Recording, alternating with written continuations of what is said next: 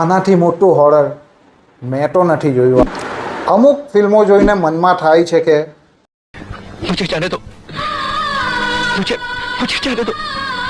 અને આ શુક્રવારે રિલીઝ થયેલી ગુજરાતી ફિલ્મ બહુરૂપિયો જોઈને મારા મગજમાં આવી જ કંઈક ફિલિંગ ઉત્પન્ન થઈ છે. હું આવું કેમ કહી રહ્યો છું એ જાણવા માટે આ વિડીયોને શરૂઆતથી લઈને અંત સુધી જોતા રહો. રિવ્યૂ શરૂ કરતાં પહેલાં સૌથી અગત્યની 2 વાત તમને જણાવવા માંગીશ. સૌથી પહેલી વાત કે ગુજરાતી હોવાને નાતે એક ગુજરાતી ફિલ્મનો સપોર્ટ કરવો એ મારી નૈતિક ફરજ છે. પરંતુ આપ સૌ ડિરેક્ટર્સ અને પ્રોડ્યુસર્સને પણ મારી વિનંતી છે કે તમે એવી ફિલ્મો તો બનાવો કે જેને સપોર્ટ કરવાનું અમને મન થાય અને જે સપોર્ટને લાયક પણ હોય. અમારે અમારા દર્શકોને પણ મોઢું બતાવવાનું છે. બીજી વાત, હનુમાનજી પ્રત્યે અમને ઘણું માન છે, પરંતુ જે રીતે ફિલ્મના પ્રોડ્યુસર ડિરેક્ટરે આ ફિલ્મમાં ફક્ત અને ફક્ત પૈસા કમાવાની દૃષ્ટિએ હનુમાનજીનો ઉપયોગ કર્યો છે તેનો હું વિરોધ કરું છું. તો આવો રિવ્યૂની શરૂઆત કરીએ. સ્ટોરીની વાત કરીએ તો ફિલ્મની સ્ટોરી ઠીકઠાક કહી શકાય એવી છે, પરંતુ એને જે રીતે પડદા ઉપર રજૂ કરવામાં આવી છે એ અત્યંત ખરાબ છે. સ્ક્રીન પ્લે એકદમ દમ વગરનો છે અને પાત્રો લખવામાં કોઈ પણ જાતની મહેનત કરવામાં આવી હોય એવું મને લાગતું નથી. અને લૂપ હોલની વાત કરીએ તો ભરી ભરીને આ ફિલ્મમાં લૂપ હોલ છે.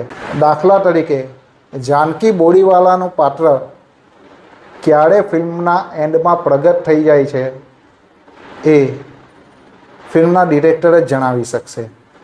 એ સિવાય પોસ્ટ ક્રેડિટમાં જે રીતે ફિલ્મના વિલનને દર્શાવવામાં આવ્યો છે એ વિલન આખી ફિલ્મમાં ક્યાં ગુમ હતો તે પણ મારે જાણવું છે. અને એક અગત્યની વાત કે નાના અમથા ભૂત કે આત્માને હરાવવા માટે અચાનક હનુમાનજી કેમ પ્રગટ થઈ જાય છે એ પણ આશ્ચર્યની વાત છે કે હનુમાનજી પોતાની તપ સાધના મૂકીને આ લોકોની મદદ કરવા માટે કેમ આવ્યા. કારણ કે જે રીતે ફિલ્મમાં દર્શાવવામાં આવ્યું છે તે જોઈને તો એવું લાગે છે કે હનુમાનજી રસ્તામાં કશે જતા હશે અથવા ત્યાં કશે નજીકમાં સાધના કરી રહ્યા હશે અને આ લોકોનું દુઃખ જોયું અને તેઓ ભક્તોને બચાવવા માટે આવી ગયા. કોઈએ હનુમાનજીને પોકાર કર્યો નથી, એમને યાદ કર્યા નથી, કશું નહીં, ને અચાનક હનુમાનજી પ્રગટ થઈ જાય છે. આ વાત આશ્ચર્ય પમાડી દે એવી છે. કલાકારોની એક્ટિંગ પણ ઠીકઠાક કહી શકાય એવી છે. જયેશ મોરે જેવા સારા કલાકારનો પણ કઈ રીતે મિસયુઝ કરવો એ આપણે આ ફિલ્મના ડિરેક્ટર પાસેથી શીખવું જોઈએ. એ સિવાય મુખ્ય પાત્ર કહી શકાય એવી કિંજલનો અભિનય પણ ખૂબ જ સારો કહી શકાય એવો નથી, ઠીકઠાક છે. ડાયલોગ્સ અને કેમેરા વર્ક એકદમ નબળા છે અને દમ વગરના છે. અમુક તબક્કે તો આ ફિલ્મ આપણને એટલી હદે બોર કરી દે છે કે વાત જ નહીં પૂછો. હોરર ફિલ્મ હોય તો બેકગ્રાઉન્ડ મ્યુઝિક અને VFX ઉપર સારો એવો દારોમદાર હોય છે, પરંતુ આ તમામે તમામ પાસાઓ પર ફિલ્મના ડિરેક્ટરે કોઈ પણ જાતનું ધ્યાન આપ્યું હોય એવું મને તો નથી લાગ્યું. ફિલ્મનું ડિરેક્શન પણ સાવ નબળું છે અને દર્શકોની સમક્ષ વાર્તાને કઈ રીતે પ્રસ્તુત કરવી એ પણ એમણે શીખવું જોઈએ એવું મને લાગે છે. તમને કેવું લાગે છે એ કમેન્ટમાં જણાવો. ફિલ્મના એડિટિંગની વાત કરીએ તો એડિટિંગનું કામ હજી વધારે સારું કરી શક્યા હોત જો તેમણે આ આખી ફિલ્મ ડિલીટ કરી નાખી હોત અને ફક્ત અને ફક્ત હનુમાનજીવાળો સીન બતાવ્યો હોત તો પણ ચાલ્યું હોત. ફિલ્મ જોવા વિશે મારો અનુભવ કહું તો મોર્નિંગ શોમાં આ ફિલ્મ જોવાનો મેં પ્લાન બનાવ્યો હતો, પરંતુ હું અને બીજો એક ભાઈ 2 જણ હોવાથી મોર્નિંગ શો કેન્સલ કરવામાં આવ્યો. અન્ય એક થિયેટરમાં બપોરના શોમાં જોયું તો બુક માય શોમાં અમુક ટિકિટો બુક થયેલી બતાવતા હતા, તો એ થિયેટરમાં ગયો ત્યારે ખબર પડી કે એ ફક્ત બુક માય શોનું ગિમિક જ હતું. ત્યાં જઈને જોયું તો અન્ય 2 કપલ થિયેટર ઉપર ફિલ્મ જોવા આવ્યા હતા, પરંતુ ફક્ત 5 જણ હોવાથી ફિલ્મ થિયેટરના સંચાલકોએ ફિલ્મ શરૂ કરવાની ના પાડી, પરંતુ છેલ્લે એક અન્ય કપલ આવ્યું અને તેમણે પણ ટિકિટ બુક કરાવી.